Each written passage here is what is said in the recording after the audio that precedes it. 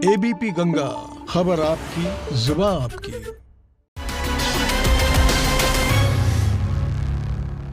Brigade सरकार को उखाड़ फेंकने के संरक्षण देने वाली सरकार नहीं चलेगी, नहीं चलेगी, नहीं चलेगी। भाजपा हाय हाय हाय हाय हाय। त्रस्त जनता आज शीर्ष से हारी है।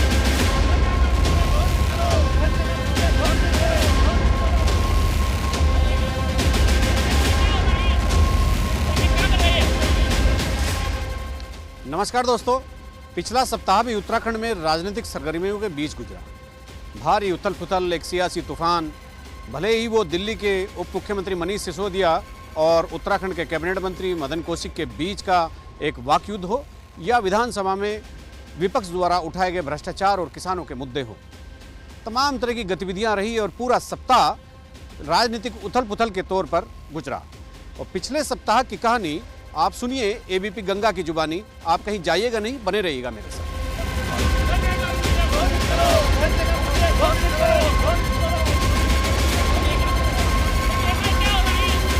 उत्तराखंड में पिछला सप्ताह राजनीतिक हलचलों से लबालब रहा। एक तरफ दिल्ली के उप मुख्यमंत्री मनीष सिसोदिया बनाम उत्तराखंड के कैबिनेट मंत्री मदन कौशिक प्रकरण ने उत्तराखंड की राजनीति में तूफान खड़ा किए रखा, और दूसरी तरफ विधानसभा में विपक्ष का हंगामा और जन सरोकारों के मुद्दों पर सरकार की घेराबंदी। सिसोदिया ने कहा कि 4 साल सरकार को हो गए हैं, 5 काम गिना दीजिए, मैं खुली बहस को खुले मंच पर तैयार हूं। कौशिक ने इसे स्वीकार तो किया, लेकिन समय और स्थान नहीं बताया। सोमवार से शुरू हुआ विधानसभा का सत्र, जिसमें जबरदस्त तरीके से एक घेराबंदी सरकार की करने की कोशिश रही।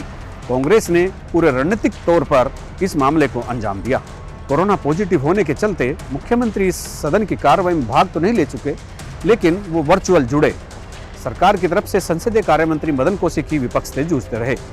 इसलिए पूरा सप्ताह पूरी तरह से आम आदमी पार्टी, भाजपा और कांग्रेस के त्रिकोणीय संघर्ष की गाथा को लेकर गुजरा। पानी, रोजगार, लोगों की आमदनी, इन आमदनी में बढ़ोतरी, ये सब ऐसे चीज़ें हैं जो 5 साल पहले लोग सोचते थे कि क्या सरकार के हस्तक्षेप से ये चीज़ें ठीक हो सकती हैं, लेकिन आज हुई हैं और ये दिल्ली के लोगों ने देखा है। ये दिल्ली में केजरीवाल मॉडल ऑफ गवर्नेंस है। वहीं उत्तराखंड मॉडल ऑफ गवर्नेंस में अभी वर्तमान में देखें तो स्टिंग मॉडल ऑफ गवर्नेंस है। वहाँ पे 5 चीज़ें नहीं हैं जो उत्तराखंड के मौजूदा मुख्यमंत्री जी गिना सकें कि हमने 5 चीज़ें ये की हैं, और मैंने चुनौती दे के कहा है, फिर कह रहा हूँ, यहाँ प्रेस वार्ता में भी दोहराना चाहता हूँ कि 5 चीज़ें नहीं हैं उत्तराखंड के मुख्यमंत्री त्रिवेंद्र सिंह रावत जी के पास बताने के लिए कि मैंने उत्तराखंड की जनता के लिए की हैं, जिसकी वजह से पूरे उत्तराखंड के लोगों के जीवन में पॉजिटिव बदलाव आया है। त्रस्त जनता आज चेंज चाह रही है, और उस चेंज में केजरीवाल मॉडल ऑफ गवर्नेंस आज एक विकल्प के रूप में, मजबूत विकल्प के रूप में यहाँ पे उपस्थित हुआ है। सभी 70 सीटों पे चुनाव लड़ेंगे। आप बैठिए मेरे साथ, 100 काम गिनवाऊंगा। 5 की क्या बात है, 100, 5 तो कुछ भी नहीं है, 100 काम एक सांस में कि हाँ हमने इतने काम किए। सिसोदिया जी ने जो कहा, मैं इससे सहमत नहीं हूँ। उन्होंने उत्तराखंड को पहले देखा नहीं है, पहली बार आए और पहली बार ये कह के चले गए कि कुछ नहीं हुआ। ऐसा नहीं है। 2000 में राज्य बना, और राज्य बनने के बाद बहुत कुछ है इस राज्य के अंदर। अब देखिए, मनोज सिसोदिया ने कौन सी बात किस परिप्रेक्ष्य में कही, उसका जवाब तो वही दे पाएंगे। लेकिन सरकार ने कहा कि हम तैयार है चर्चा के लिए, तो भाई अभी तो मनीष सिसोदिया और मदन कौशिक के बीच का मामला है, वो जाने क्या इस पर चर्चा करना चाहते हैं, क्या कहना। उत्तराखंड की विशेष पहाड़ी स्थितियाँ हैं। ये कोई मैं दिल्ली थोड़ी है कि अभी मोटरसाइकिल चलाई और 50 किलोमीटर दूर पहुँच गए, दूर दूर है। तो उन्होंने भी जनता को ये संदेश देना चाहा, हम आएंगे तो हम इसे दिल्ली बना देंगे। अरे भैया, पहाड़ को पहाड़ी रहने दो। अब ठीक है, सरकार ने उसे स्वीकार किया चैलेंज को, तो उसका जवाब दें, लेकिन वो भी अधिक अहंकार में बोल रहे हैं। तो अभी तो उनकी ये स्थिति नहीं कि वो एक भी सीट जीत सके। जैसा कि आप जानते हैं कि आम आदमी पार्टी उत्तराखंड में बहुत ही घोषित तौर पर चुनाव लड़ने के लिए आ रही है। उन्होंने घोषणा भी कर दी है कि हम उत्तराखंड की सभी 70 विधानसभा सीटों पर चुनाव लड़ेंगे, और जनता ने हमें ऐसा लड़ने के लिए एक सर्वे के दौरान एक तरह से न्योता दिया है। केजरीवाल की ये घोषणा 2-3 महीना पहले हो चुकी है, और आम आदमी पार्टी यहाँ ग्राउंड लेवल पर अपनी तैयारियों में मशगूल है, और वो पूरी तरह से खालिस तौर पर, सियासी तौर पर वो चुनाव की तैयारी में जुटी है। लेकिन पिछले दिनों एक घटनाक्रम ऐसा हुआ कि दिल्ली के उप मुख्यमंत्री मनीष सिसोदिया अपने 2 कार्यक्रम करने अलग अलग दिन पर देहरादून और हल्द्वानी आए, और शायद इस चुनाव से पहले जो सियासी समर शुरू हो रखा है उसमें उनका एक ये पहला दौरा था।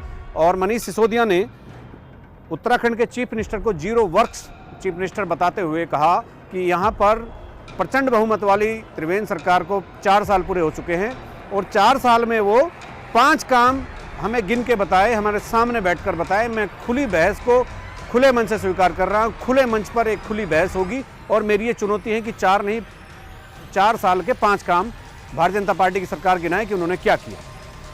मनीष सिसोदिया का इतना कहना था कि राजनीतिक गलियारों में हलचल मच गई, और इसी दौरान उत्तराखंड सरकार के शासकीय प्रवक्ता और कैबिनेट मंत्री, वरिष्ठ कैबिनेट मंत्री मदन कौशिक, जो हरिद्वार से 4थी बार विधायक हैं और बहुत सीनियर पॉलिटिशियन में उनकी गिनती होती है, उन्होंने कहा हम 4 ही नहीं, हम 5 काम क्यों, हम 100 काम गिना सकते हैं। हमारे पास कामों की एक लंबी फहरिस्त है कि हमने कितने काम किए हैं। और ये चकल्लस चल ही रही थी कि मनीष सिसोदिया ने उनको दोबारा एक अपने मैसेज भेजकर कहा, और उन्होंने सार्वजनिक तौर पर मीडिया में भी कहा कि मुझे खुशी है कि मदन कौशिक ने ये मेरी बहस को, मेरी चुनौती को स्वीकार किया है। आप कृपया मुझे वो स्थान और समय बताएं कि मुझे कहाँ उनसे बहस करने के लिए आना है, और जहाँ एक ऐसी जगह है उत्तराखंड में जहाँ पर हम दोनों बैठकर बहुत स्वस्थ चर्चा कर सकें, जो जनतंत्र के लिए भी अच्छी होगी। लेकिन इतना ही था। मदन कौशिक को जब लगा कि ये मामला बहुत आगे हो रहा है तो उन्होंने कहा कि मैं उत्तराखंड में नहीं, दिल्ली में चर्चा करूंगा, और उन्होंने दिल्ली की तरफ ये गेंद बचने के लिए फेंक दी। और चूंकि मदन कौशिक भी समझ चुके थे कि उत्तर प्रदेश में भी जो एक चुनौती उत्तर प्रदेश के मंत्री ने मनीष सिसोदिया को दी थी, तो वो मंत्री भी मनीष सिसोदिया की बहस में नहीं आए। इसी को देखते हुए मदन कौशिक ने कहा कि मैं दिल्ली में उनसे बहस करूंगा, उनके स्कूलों में, उनके अस्पतालों में। सिसोदिया लेकिन अपनी बात पर कायम थे। सिसोदिया ने कहा कि उत्तराखंड के मुद्दों पर उत्तराखंड में चर्चा होगी और दिल्ली के मुद्दों पर दिल्ली में चर्चा होगी। Kejriwal model versus Trivendra Rawat model, ये एक बहस चल रही थी। जब दिल्ली की बात मदन कौशिक ने अपने बचने के लिए कही तो सिसोदिया ने कहा मैं 2, 3 और 4 जनवरी को उत्तराखंड में रहूंगा, देहरादून रहूंगा। तो कृपया मदन कौशिक मुझे ये बता दें कि वो इन तारीख में से किस दिन और कहां उपलब्ध होंगे। मैं उनसे खुली बहस करना चाहता हूं कि 4 साल में उत्तराखंड की त्रिवेंद्र सरकार ने 5 ऐसे कौन से काम किए हैं जो पब्लिक को भा गए हों, या पब्लिक को बहुत के लिए बहुत फलदायी साबित हो गए हों, या पब्लिक जिन पर वाह कर उठी हो। दरअसल बात इतनी सी थी कि उत्तराखंड दौरे पर आए दिल्ली के उप मुख्यमंत्री मनीष सिसोदिया ने राज्य के मुख्यमंत्री त्रिवेंद्र सिंह रावत पर आरोप जड़ते हुए उन्हें जीरो वर्क्स सीएम की संज्ञा दे डाली। और इसके बाद सिसोदिया ने कहा कि उत्तराखंड की त्रिवेंद्र सरकार अपने 4 साल के कार्यकाल में जनता को समर्पित 5 काम गिनवा दी, और वह इस काम के लिए किसी भी समय कहीं पर भी खुली बहस को तैयार है। इस बात को लेकर सरकार में पसरे सन्नाटे को तोड़ते हुए कैबिनेट मंत्री मदन कौशिक ने कहा 5 ही क्यों, हम 100 काम गिनवा सकते हैं। इतना जवाब आना था कि सिसोदिया ने उसी दिन कौशिक के सवाल का जवाब देते हुए कहा कि मुझे खुशी है कि कौशिक जी ने चर्चा कराया जाना स्वीकार कर लिया है, वो मुझे समय और स्थान बताएं, मैं पहुंच जाऊंगा। वैसे मैं 2 से 4 जनवरी तक उत्तराखंड में रहूंगा। इन तारीखों में से यदि मदन कौशिक कहीं भी किसी भी स्थान पर कहेंगे तो मैं हाजिर रहूंगा। लेकिन कौशिक ने इस मामले में यू टर्न लिया और इस बहस से बचने के लिए कहा कि हम उत्तराखंड में नहीं, दिल्ली में जाकर सिसोदिया के सवालों का जवाब देंगे। लेकिन सिसोदिया भी कहां पीछे रहने वाले थे।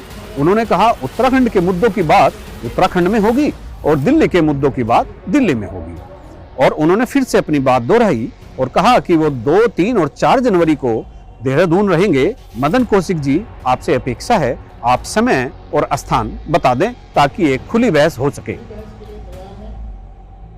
चाहूँगा कि त्रिवेंद्र सिंह रावत जी ने उत्तराखंड के लोगों के लिए शिक्षा पर, स्वास्थ्य पर, बिजली पर, पानी पर, उनके रोज़गार पर जो काम किए हैं, अगर किए हैं तो उन पर चर्चा होनी चाहिए। लोगों के सामने भी समझ में आना चाहिए कि भाई क्या काम हुए हैं और क्या नहीं हुए हैं।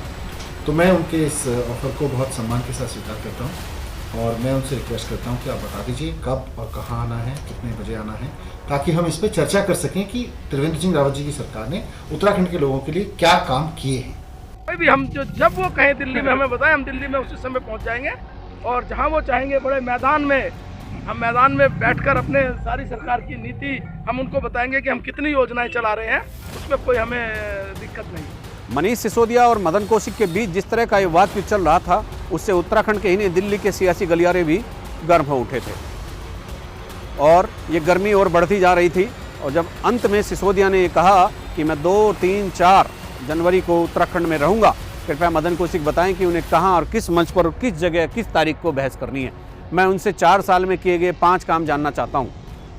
उसके बाद मदन कौशिक का कोई संतोषजनक उत्तर नहीं आया और इसी बीच में विधानसभा का सत्र शुरू हो गया और ये सत्र, वो बहस का जो गर्माहट थी, वो सत्र में बदल गई और सत्र में मुख्य विपक्षी पार्टी कांग्रेस ने सरकार की घेराबंदी की और सरकार को घेरने की कोई कसर बाकी नहीं छोड़ी। उन्होंने मुद्दा किसानों का हो, बेरोजगारों का हो या किसी भी तरह का मुद्दा हो या विकास का मुद्दा हो, उन्होंने भारतीय जनता पार्टी की सरकार से जानना चाहा कि वो बताएं कि उन्होंने किसानों के लिए क्या किया, बेरोजगारों के लिए क्या किया, युवाओं के लिए कौन सी पॉलिसी बनाई। और सत्र का पहला दिन हो रहा था कि कांग्रेस ने दबाव बनाना शुरू किया कि 3 दिन के सत्र में जनता के सभी मुद्दों पर चर्चा नहीं हो सकती, इसीलिए सरकार को 1 दिन का सत्र और बढ़ाना चाहिए। और सरकार उनके दबाव में झुकी और उन्होंने 3 दिन के सत्र को 4 दिन का कर दिया। इसी दौरान अंदर जो मुद्दे उठे, उन्होंने उत्तराखंड की सियासत को और भी ज़्यादा गर्म कर दिया। पहले से ही मनीष सिसोदिया और मदन कौशिक के बीच जो बहस चल रही थी, जो एक सियासी जंग चल रही थी, वो विधानसभा में जाते जाते कांग्रेस वर्सेस भाजपा हो गई और आम आदमी पार्टी ने इस पूरी जंग को अपने हिसाब से त्रिकोणीय बनाने में कोई कसर नहीं छोड़ी। आम आदमी पार्टी के हमले झेल रही भाजपा को विधानसभा सत्र में विपक्ष से भी 2-4 होना पड़ा। विपक्ष ने गन्ना किसानों की समस्या, भुगतान का मुद्दा, महंगाई और तमाम भ्रष्टाचार के मुद्दे उठाकर सरकार को असहज करने का प्रयास किया। गन्ने की गठरी लेकर विपक्ष प्याज के पैकेट लेकर, खाली सिलेंडर लेकर विधानसभा पहुंचे और उन्होंने बताया कि महंगाई कितनी है और किसानों पर किस तरह की मार पड़ रही है। विपक्षी पार्टी कांग्रेस के प्रभारी देवेंद्र यादव, पूर्व मुख्यमंत्री हरीश रावत, प्रदेश अध्यक्ष प्रीतम सिंह और तमाम बड़े और छोटे कांग्रेस के नेताओं ने विधानसभा कूच किया और गिरफ्तारी दी। आम आदमी पार्टी और राज्य आंदोलनकारियों ने भी विधानसभा घेराव के लिए कूच किया और अपनी बात को प्रदर्शन के बहाने रखने की कोशिश की। ये भाजपा और त्रिवेंद्र सरकार की कुनीतियों, रोजगार विरोधी नीतियों, नौजवान विरोधी नीतियों के खिलाफ आक्रोश है, जो युवक कांग्रेस के झंडे के नीचे एक सैलाब के रूप में विधानसभा में त्रिवेंद्र सरकार को उखाड़ फेंकने के संकल्प के साथ आया है। और हम लोगों ने यहाँ पे गिरफ्तारियाँ दी हैं और ये सैलाब तभी थमेगा जब त्रिवेंद्र सरकार को उखाड़ फेंका जाएगा और देहरादून का संदेश सारे देश के अंदर पहुंचेगा। यहाँ पर उत्तराखंड में हरीश रावत जी की सरकार के बाद से अब तक गन्ने का भाव में कोई बढ़ोतरी नहीं की गई। हरीश रावत जी ने जो भाव घोषित किया था उसमें से भी 1 रुपया कम कर दिया गया था। अब तक आधा पेराई सत्र हो चुका और गन्ने का भाव घोषित नहीं हुआ। हालात बद से बदतर हैं। मुख्यमंत्री जी बार बार कह रहे हैं कि प्रदेश में गन्ने का पूरा भुगतान बकाया हमने कर दिया, जबकि इकबालपुर में 175 करोड़ रुपया बकाया है, काशीपुर शुगर मिल का बकाया है और अब लगभग 1.5-2 महीना हो चुका। 1.5-2 महीने में जो अगली पेराई सत्र का है उसका कोई बकाया नहीं हुआ। जहाँ तक घिराव करने का प्रश्न है, सदन में तो कोई दिखे ही नहीं मुझे। अब वो घिराव किसका कर रहे हैं, कहाँ कर रहे हैं, मुझे नहीं मालूम है। और घिराव से भारतीय जनता पार्टी डरने वाली नहीं है। जिसको बात करनी है वो सामने आए, हम बातों का जवाब देने को तैयार हैं। बेरोजगारी और किसानों की समस्या को लेकर के, महंगाई की समस्या को लेकर के विपक्ष के विधायक अलग अलग रूप में हर दिन विधानसभा पहुंचे। एक दिन गन्ने की पोटली लेकर पहुंचे, एक दिन हाथ में गैस सिलेंडर लेकर पहुंचे और एक दिन यूथ के साथ पहुंचे कि उनको कोई रोजगार मुहैया नहीं कराया गया। और पिछले 4 साल में उत्तराखंड सरकार ने कोई ऐसी बम्पर भर्ती भी नहीं की थी कि सरकार सदन के भीतर या सदन के बाहर विपक्ष को इस बात का जवाब दे सके कि देखिए हमने इस विभाग में इतनी भर्ती कर दी है या फला विभाग में इतनी भर्ती हमने की है। इस तरह का भी कोई जवाब नहीं था। ये मुद्दा बहुत गर्म हो रहा था और सदन के भीतर तमाम तरह की बहस चल रही थी।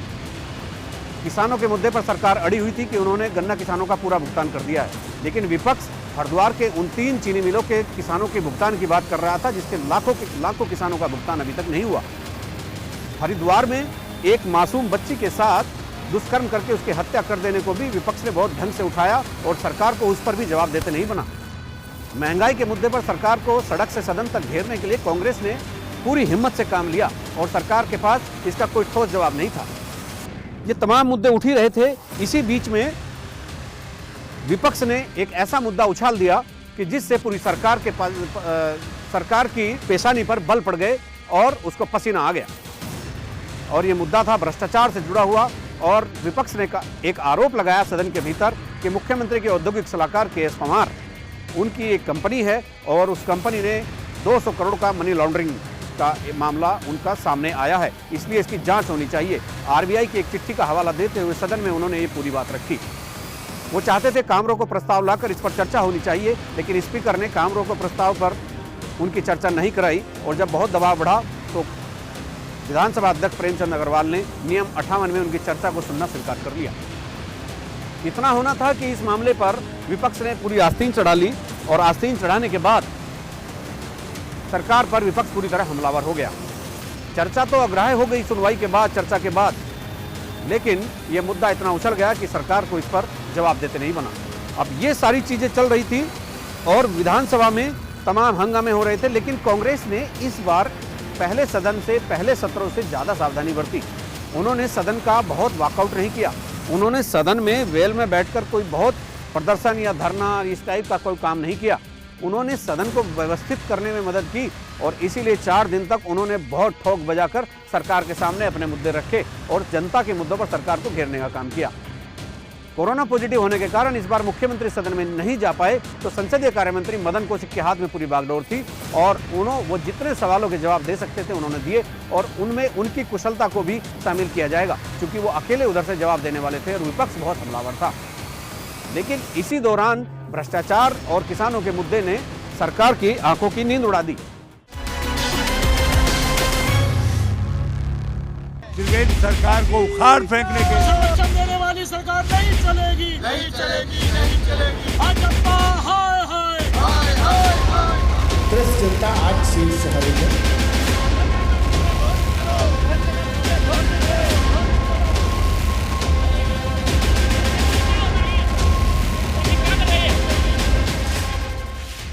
सदन में उठ रहे मुद्दों को लेकर भाजपा हलकान थी।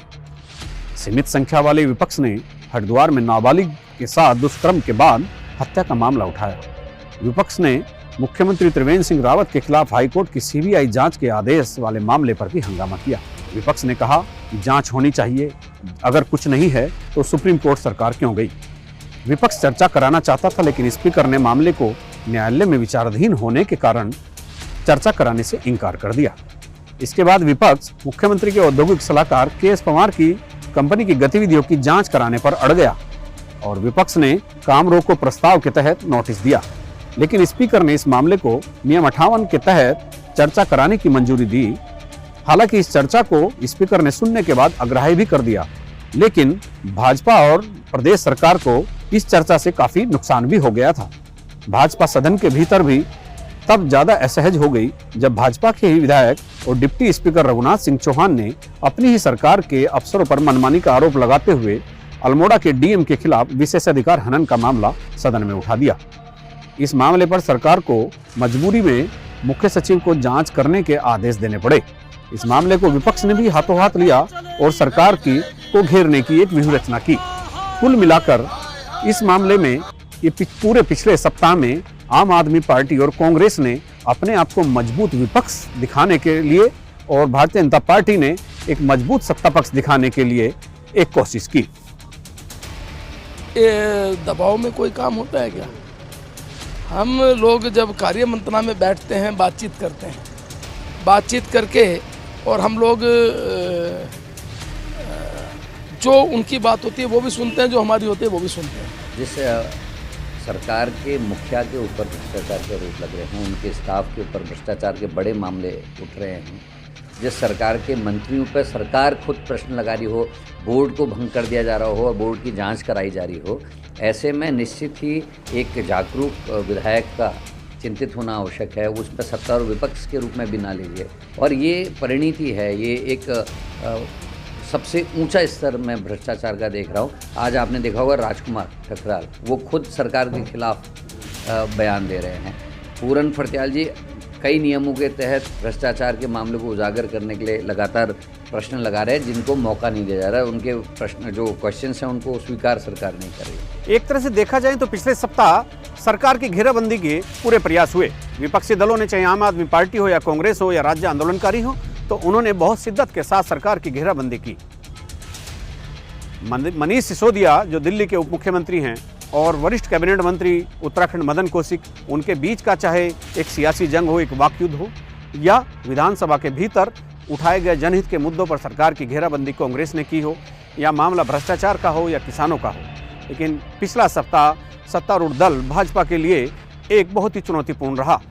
हालांकि सरकार की तरफ से भी सत्ता पक्ष के लोगों ने विपक्ष का डटकर मुकाबला किया, लेकिन जो सत्ता में होता है उसकी जवाबदेही ज़्यादा होती है। आज के एपिसोड के लिए बस इतना ही। मैं अगले सप्ताह आपसे फिर मिलूंगा एक किसी नए मुद्दे के साथ। एबीपी गंगा के लिए देहरादून से अजीत सिंह राठी।